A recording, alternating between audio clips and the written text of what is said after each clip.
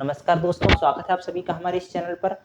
आज हम दो प्रीवियस ईयर क्वेश्चन लेकर आए हैं आपके लिए और यहाँ पर हम ये क्वेश्चन पढ़ रहे हैं मेंसुरेशन से। यहाँ क्षेत्रमिति इसको टॉपिक का नाम है। एडवांस मैथ का ये टॉपिक है।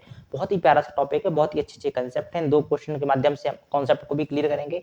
देखिए दोस्तों, आप यूट्यूब पर बहुत सारी वीडियो देखते होंगे, फालतू की वीडियो भी देखते होंगे। मेरा कहने का मतलब है आप ये अच्छी काम की वीडियो देखो, इससे आपको कुछ ना कुछ नॉलेज जरूर मिलेगी। और आप इनके आंसर लगा के देखो कि आपसे आंसर ये क्वेश्चन बन रहे हैं कि नहीं बन रहे हैं। देखिए मित्रों, डिस्ट्रक्शन होता है, ये बात मैं आपका कष्ट समझता हूँ, लेकिन आपको जो है संघर्ष करना है।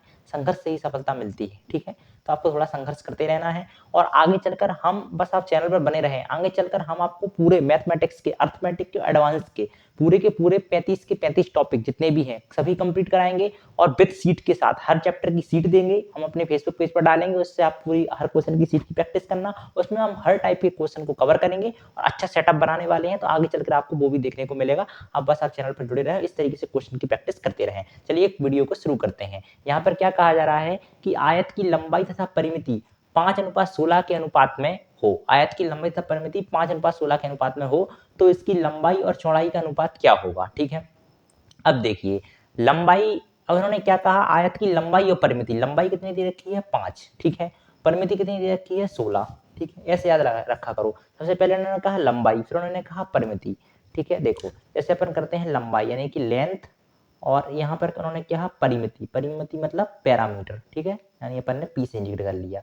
बराबर कितने के अनुपात में है, 5:16 के अनुपात में है। ये अपन को दिया है क्वेश्चन में, ठीक है, कि आयत की लंबाई और परिमिति 5:16 के अनुपात में है। लंबाई और परिमिति 5:16 के अनुपात में हो तो इसकी लंबाई और चौड़ाई का अनुपात ज्ञात करना है।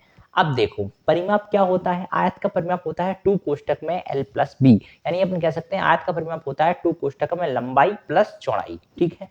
तो यहाँ पर अपन क्या कर सकते हैं, परिमाप को अपन इस तरीके से नहीं लिख सकते क्या कि 2 कोष्ठक में l+b लिख सकते हैं। 2 कोष्ठक में l+b बराबर क्या होगा, पैरामीटर कितना है 16, तो अपन ने 16 लिख लिया, ठीक है। यहां तक समझ में आया।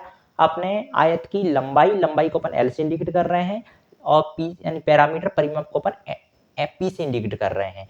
तो एल अनुपात पी कितना दिया था, 5:16 दिया था।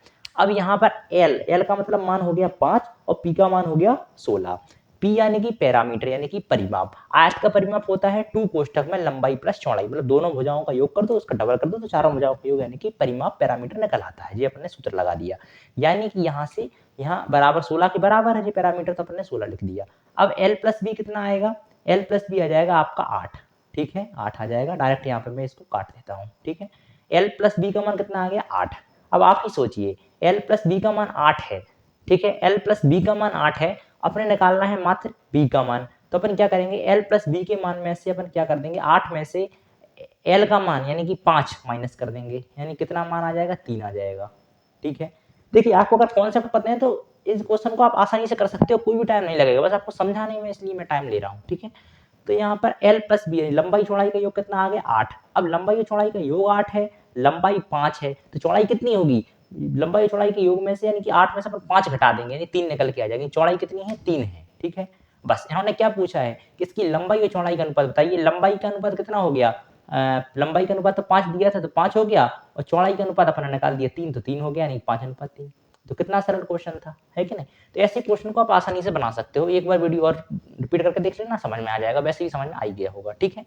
चलिए अब हम दूसरा क्वेश्चन को अच्छे कंसेप्ट से समझते हैं। दूसरा क्वेश्चन क्या कहता है, किसी आयताकार खेत की लंबाई 50% वृद्धि करने पर क्षेत्रफल में कितने प्रतिशत की वृद्धि होगी।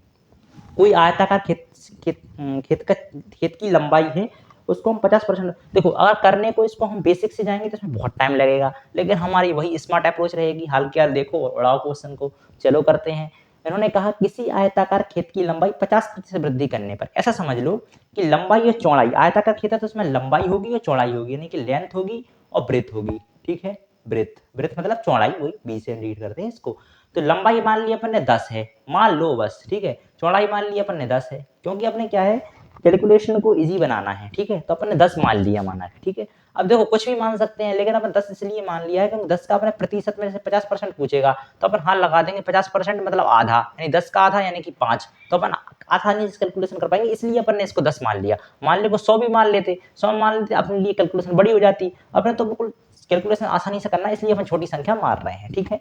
तो अपन ने एक आयताकार खेत की लंबाई 50% वृद्धि करने पर क्षेत्रफल कितने प्रतिशत वृद्धि होगी। मतलब आयताकार जो खेत है उसकी लंबाई में हम 50% की वृद्धि कर, देखो चौड़ाई से हम बिल्कुल नहीं बोल रहे हैं, ओनली हम लंबाई में 50% की वृद्धि कर रहे हैं, तो क्षेत्रफल में कितने प्रतिशत की वृद्धि होगी वो आपको बताना है। ठीक है, तो लंबाई में 50% की वृद्धि करेंगे, क्षेत्रफल में कितने प्रतिशत की वृद्धि होगी। लंबाई में 50% की वृद्धि करेंगे, क्षेत्रफल में कितने प्रतिशत की वृद्धि होगी वो आपको बताना है। लंबाई मैंने 10 मान लिया, मैंने चौड़ाई भी 10 मान लिया। ठीक है, अब मेरी मर्जी मैंने मान लिया। अब देखिए लंबाई में 50% की वृद्धि, लेंथ 50 बढ़ गई, यानी कि इसका 50 कितना होता है 15, यानी लेंथ कितनी हो गई 15 हो गई। समझ रहे हो, लंबाई में 50% की वृद्धि, कोई भी संख्या अपने आप में 100% होती है, यानी कि 10 अपने आप में 100% है, 50% मतलब आधा। जैसे मैं कहूं कि तुम मेरे 50% भी नहीं हो, मतलब तुम मेरे आधे भी नहीं हो, इसी तरीके से 50% मतलब आधा। तो 10 का 50% नहीं, 10 का आधा 5। अब 50% की वृद्धि हुई है, यानी कि 5 की वृद्धि हुई है, 10 था 5 की वृद्धि नहीं 15 हो गया। आया समझ में। प्रतिशत में कितने प्रतिशत की वृद्धि होगी अब ये बताना है। देखो यानी कि आयत का क्षेत्रफल होता है लंबाई गुणा चौड़ाई, यानी कि पहले क्षेत्रफल कितना निकल रहा था 100 निकल रहा था कि नहीं।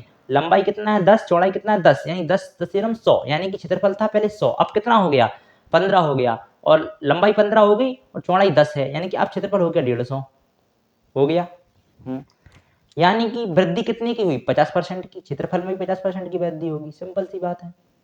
ऐसे क्वेश्चन कुछ भी नहीं था, ऐसा समझने की बात थी बस। लंबाई को 10, चौड़ाई को 10, पहले क्षेत्रफल आयत का क्षेत्रफल होता है लंबाई गुणा चौड़ाई, यानी पहले क्षेत्रफल आयत 10 100 और अपन ने 50% की वृद्धि कर दी, यानी लंबाई में वृद्धि हुई है, चौड़ाई तो वही रही है, तो लंबाई में 10% 50% की वृद्धि नहीं 15 कर दी, 15 का 10 में गुणा यानी 150। अब 100 पहले क्षेत्रफल था, अब 150 क्षेत्रफल हो गया, नहीं 100 पे 50 की वृद्धि नहीं 15 50% की 50% की इसमें वृद्धि हो गई है क्षेत्रफल में। वही का वही आंसर था, एकदम बेसिक क्वेश्चन था, कोई दिक्कत की बात नहीं थी। चलिए वीडियो में बने रहने के लिए बहुत बहुत धन्यवाद, मिलते हैं नेक्स्ट वीडियो में।